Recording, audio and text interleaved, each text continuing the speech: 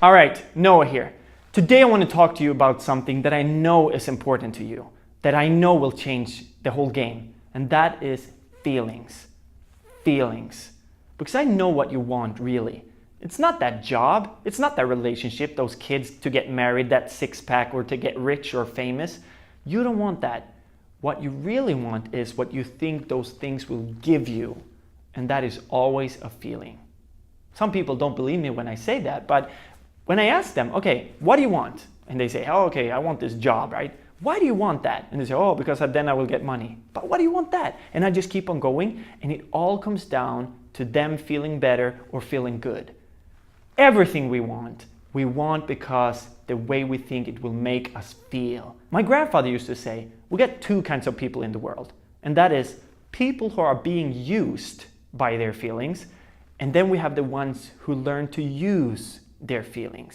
Feelings are riches. They contribute to the juice of life, makes life exciting, makes relationships powerful.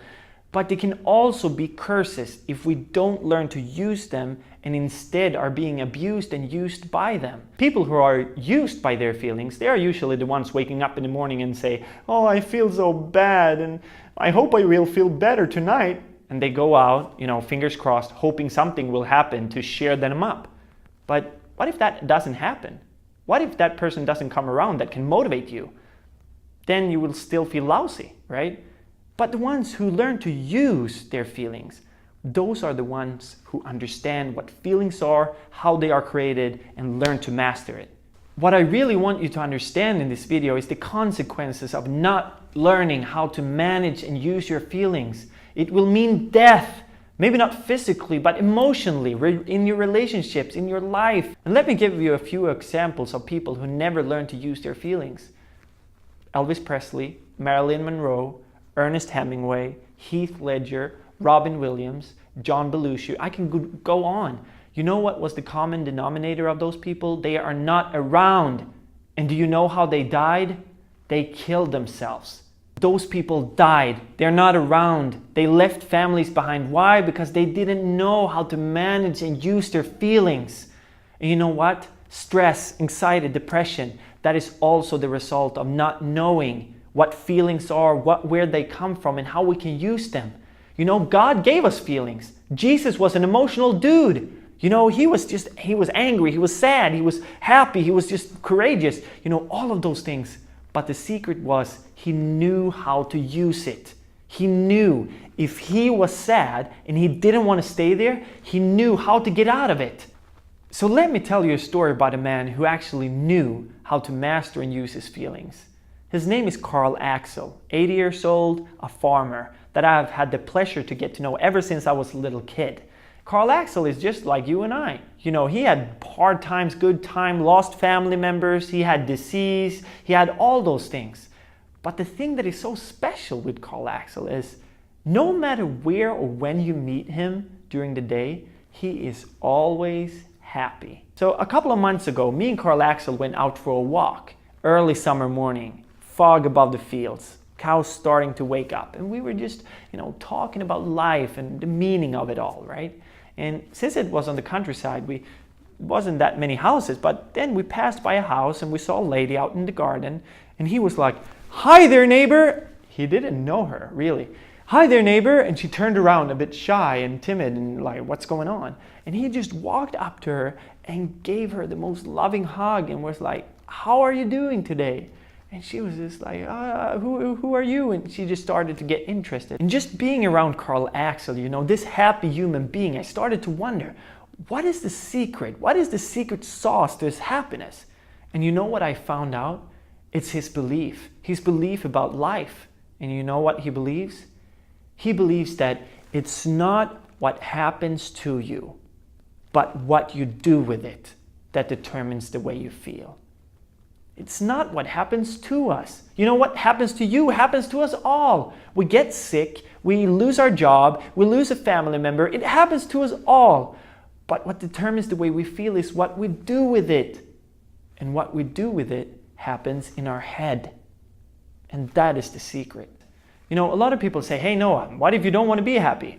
Well, you don't have to be. I'm not saying that you have to be Mr. or Mrs. Positive. That is not my point here. But what I want you to understand is what feelings are, what they truly are, and how you can create them if you want to. If you want to be happy, you don't have to, but if you want to, how can you get to that place? Solution. Let me explain where feelings come from and how we can use them and start creating feelings of our own so we can design our life instead of just being a victim to it. So let me take an example. You and two friends are heading into a rock concert. Boom, you got the tickets, heading in, enjoying the show, coming out, and you ask your friends, what did you think of the concert? First person goes, I hated it. It was just so crowded and I felt stuck. I didn't like it at all. First person. Second person goes, I really enjoyed the music. It was just so delicate. Second person. Third person is you. And you're a bit goofy, so you said, I really loved the people and the music. Everything was just amazing. But wait a minute. You all went to the same concert, but you had all different feelings, different experiences. Why? This is why. Every second of your life, you're collecting information. Your senses are collecting information from the outside. To be accurate, 11 million bits per second. That is a huge amount of information. All that information gets into your system and puts your cells into vibration as they exchange information. Now, the physiological experience you're having when they vibrate, that is your emotion. But that emotion needs to be transferred up to your brain and be labeled. And here's the explanation. The way you label your physiological emotion becomes your feeling. First, we experience the emotion, but then we interpret that through a labeling system that we have in our head. And that is completely up to us. You decide how you label it.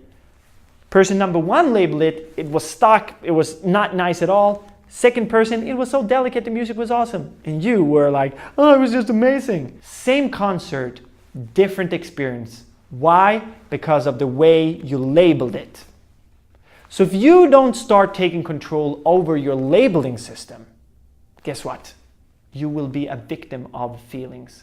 So I know it was a lot of information today, but what I want you to take back with you is feelings are not something that comes from the outside. They come from the inside. Feelings are not here to destroy us. They are not here to kill us. They are given by God to be a source of power. But then we have to learn to use them, learn to master them. And that starts with knowing how feelings are created. And that is what we have done today. Next week, we will learn how to, in the middle of life, when we're stressed, overwhelmed, in our relationships and on our workplace, how can we master our feelings then? How can we create the feelings that we want more of? That is what we will talk about next week. Until then, explore your potential and let's